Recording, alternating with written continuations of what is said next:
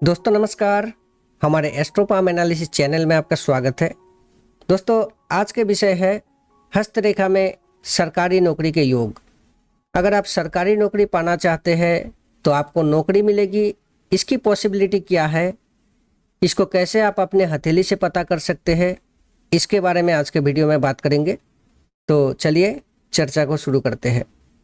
तो सबसे पहले एक बात क्लियर कर दूं कि अगर आप चाहे पुरुष हो या महिला हो तो आपको इस विषय को जानने के लिए अपने डोमिनेटिंग हैंड को देखना होगा, यानी आपके जो एक्टिव हैंड है जिससे आप काम करते हैं, राइटिंग सिग्नेचर वगैरह करते हैं, तो उस हाथ में इस विषय को देखना है।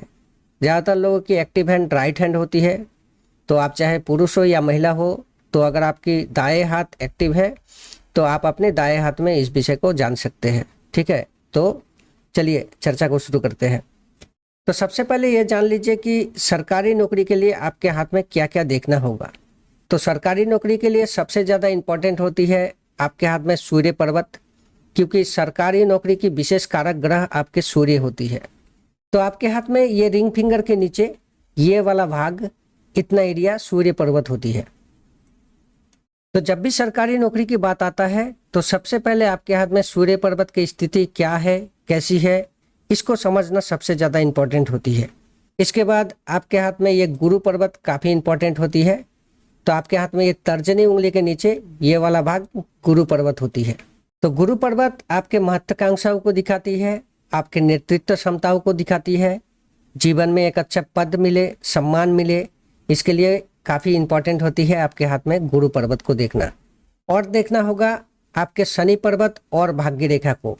तो आपके ये जो मिडिल फिंगर है, ये मिडिल फिंगर के नीचे ये वाला इतना एरिया जो है ये शनि पर्वत होती है। और भाग्य रेखा एक ऊर्ध्वगामी रेखा होती है जो हथेली के बीच से शनि पर्वत की तरफ जाती हुई रेखा देखने को मिलती है। तो आपको ये तीनों पर्वत और भाग्य रेखा को देखना होगा।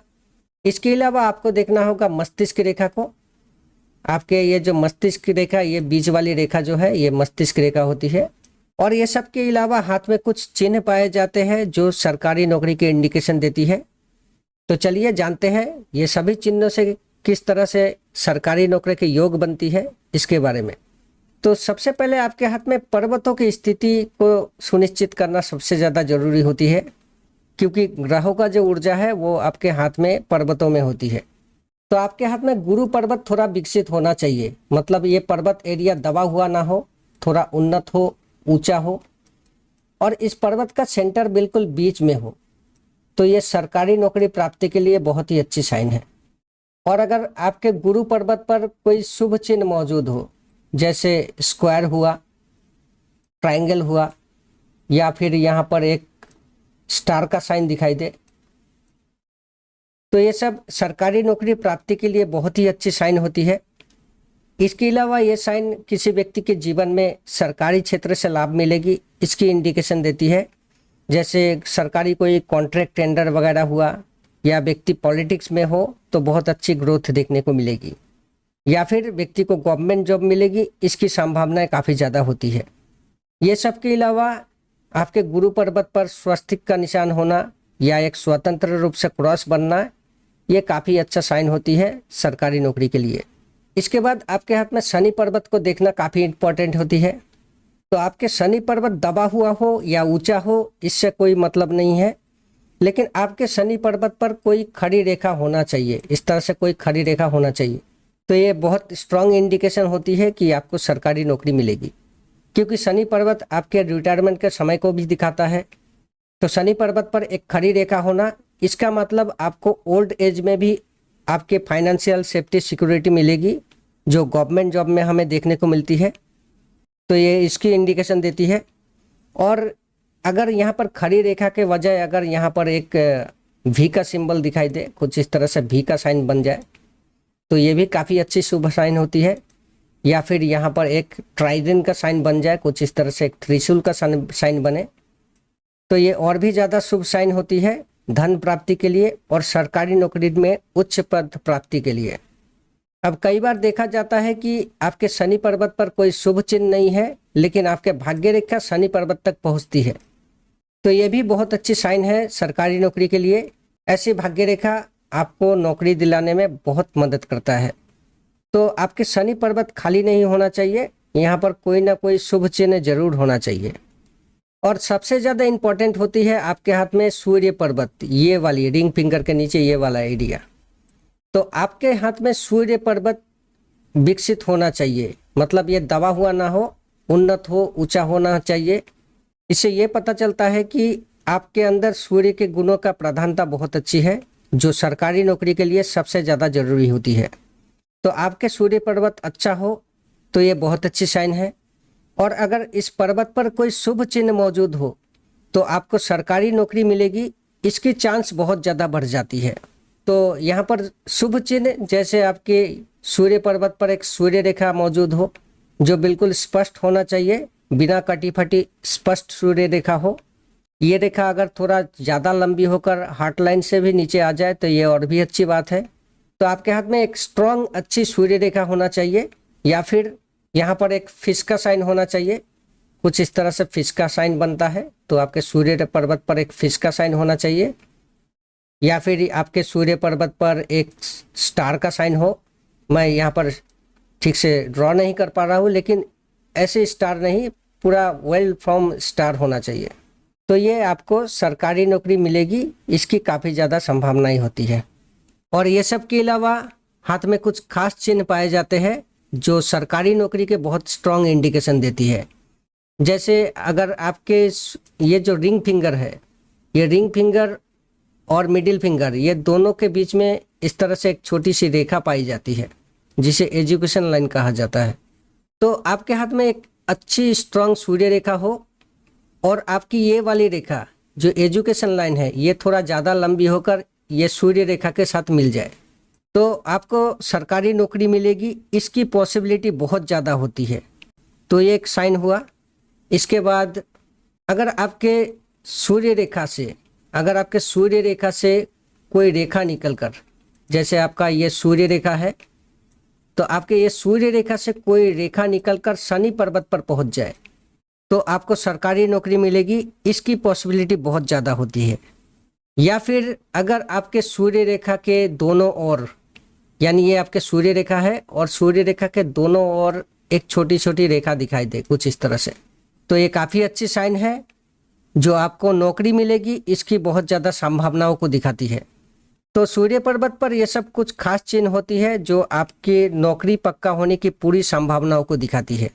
इसके अलावा अगर आपके हाथ में जीवन रेखा से, पहले ये सब को मिटा देता हूँ, तो आपके जीवन रेखा से अगर एक छोटी सी रेखा कुछ इस तरह से गुरु पर्वत पर जाकर पहुँचती है और आपके इस जीवन रेखा से सूर्य रेखा निकलकर सूर्य पर्वत पर सूर्य रेखा के साथ मिलती है, तो ये सूर्य रेखा जितना ऊपर के तरफ और भी ऊपर जाएगी ये उतना ही अच्छा है, और नीचे जितना नीचे तक होगी ये उतना ही अच्छा है। तो ये सरकारी नौकरी लगने के बहुत स्ट्रांग इंडिकेशन होती है। या फिर आपके भाग्य रेखा, तो आपके भाग्य रेखा से कोई रेखा निकलकर आपके ये सूर्य रेखा के साथ मिलती है, ये आपके सूर्य रेखा के साथ टच करती है, भाग्य रेखा से एक ब्रांच निकलकर, ये यहाँ से भी हो सकती है या फिर नीचे से भी हो सकती है। तो यहाँ से एक रेखा निकलकर आपके सूर्य रेखा को टच करती है, तो ये भी आपके सरकारी नौकरी प्राप्ति की बहुत स्ट्रांग इंडिकेशन होती है। इसके अलावा और भी साइन होती है, जैसे आपके सूर्य पर्वत पर एक फ्लैग का निशान बने, कुछ इस तरह से एक फ्लैग का निशान बन जाए, ये छोटी भी हो सकती है, तो इस तरह से एक फ्लैग का निशान बने, तो ये भी काफ़ी शुभ चिन्ह होती है जो आपको सरकारी नौकरी दिलाती है। और ये साइन आपको गवर्नमेंट जॉब में, सरकारी नौकरी में हाई पोस्ट दिलाने में बहुत मदद करता है। और एक साइन होती है जो अगर आपके हार्ट लाइन पर कुछ इस तरह से, यानी सूर्य रेखा पर एक उल्टी वाई का शेप बने कुछ इस तरह से, तो ये भी आपको सरकारी नौकरी दिला सकती है। भले ही ऊंची पद ना मिले, लेकिन सरकारी नौकरी आपको दिला सकती है। इसके साथ अगर कोई शुभ चिन्ह हो तो आपको सरकारी नौकरी मिलेगी। और इसके बाद अगर आपके भाग्य रेखा, तो आपके भाग्य रेखा अगर शनि पर्वत पर पहुंचकर फिर गुरु पर्वत के तरफ मुड़ती है और आपके गुरु पर्वत पर शुभ चिन्ह हो तो आपको सरकारी नौकरी मिलेगी। लेकिन इसके लिए आपके हाथ में सूर्य पर्वत पर एक स्ट्रांग सूर्य रेखा होना चाहिए, तो ये साइन आपको सरकारी नौकरी दिलाने में सक्षम होती है। तो आपके हाथ में ये सभी चिन्हों को देखना होगा, आपके हाथ में कौन सी अच्छी अच्छी साइन है। ये जितना ही साइन होगी अच्छी होगी उतना ही आपको स्ट्रांग इंडिकेशन होगा कि आपको सरकारी नौकरी मिलेगी। तो और इसके अलावा आपको हाथ में देखना होगा मस्तिष्क रेखा को। ये जो बीच वाली रेखा है, इस रेखा को मस्तिष्क रेखा कहा जाता है। तो इसको मैं मिटा के फिर से दूसरी कलर से ड्रॉ करके दिखाता हूँ। तो ये जो रेखा है ये मस्तिष्क रेखा है। तो आपके मस्तिष्क रेखा जरूर अच्छी होनी चाहिए, मतलब एक स्पष्ट धागे के जैसा मस्तिष्क रेखा हो, रेखा ज़्यादा कटी फटी टूटी फूटी ना हो, या फिर यहाँ पर कोई आइलैंड का साइन यानी द्वीप का साइन बना हुआ ना हो। तो मतलब आपके मस्तिष्क रेखा जितना ही अच्छी होगी उतना ही ज़्यादा पॉसिबिलिटी रहेगा कि आप गवर्नमेंट जॉब एग्ज़ाम को क्रैक कर पाएंगे। और इसके बाद दूसरी काफ़ी इंपॉर्टेंट रेखा जिसके बारे में मैंने पहले भी बताया, वो है आपकी भाग्य रेखा। तो ये है आपकी भाग्य रेखा। ये आपके लाइफ लाइन से भी शुरू हो सकती है, चंद्र पर्वत से भी हो सकती है और सीधी भी हो सकती है। तो आपके हाथ में भाग्य रेखा काफ़ी इंपॉर्टेंट होती है, क्योंकि सरकारी नौकरी पाना कोई आसान बात तो है नहीं। लाखों स्टूडेंट गवर्नमेंट जॉब की तैयारी करते हैं, लेकिन उसी में से कुछ ही को नौकरी मिलती है। कई बार हमारे मेहनत भी सही होती है, लेकिन एंड ऑफ द रिजल्ट कुछ ना कुछ गलती हो ही जाती है, जिस वजह से हमें फेलियर का सामना करना पड़ जाता है। तो कहीं ना कहीं इसमें लक भी इन्वॉल्व होती है। मेहनत का तो रोल होता ही है, लेकिन कहीं ना कहीं व्यक्ति का उसका भाग्य, उसका लक साथ देना चाहिए। तो आपके हाथ में भाग्य रेखा जितना अच्छा होगा उतना ही अच्छा है। मतलब आपके भाग्य रेखा को काटने वाली आड़ी रेखा जितना कम होगा ये उतना ही अच्छा है। और भाग्य रेखा पूर्ण हो, अगर पूरा भाग्य रेखा हो, कंप्लीट भाग्य रेखा हो, टूटी फूटी ना हो, तो ये तो सबसे अच्छी बात है। और इसके बाद और एक काफ़ी इंपॉर्टेंट साइन होती है, वो है आपके अंगूठा। तो आपके हाथ में अंगूठा जितना स्ट्रांग होगी, लंबी होगी, ये उतना ही अच्छी है सरकारी नौकरी के लिए। तो आपके हाथ में स्ट्रांग अंगूठा हो और ये जो इंडेक्स फिंगर है, ये इंडेक्स फिंगर के बीच वाले एरिया तक, यहाँ तक पहुँचे, इतना लंबी हो अंगूठा कि कम से कम ये अंगूठा यहाँ तक पहुँचे।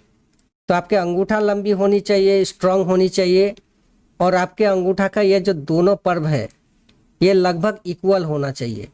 यानी कोई अंगूठा का पर्व बहुत बड़ा और कोई छोटा, यानी जैसे ये वाला बहुत छोटा हो और ये वाला बड़ी हो या छोटी हो, तो इस तरह से नहीं होना चाहिए।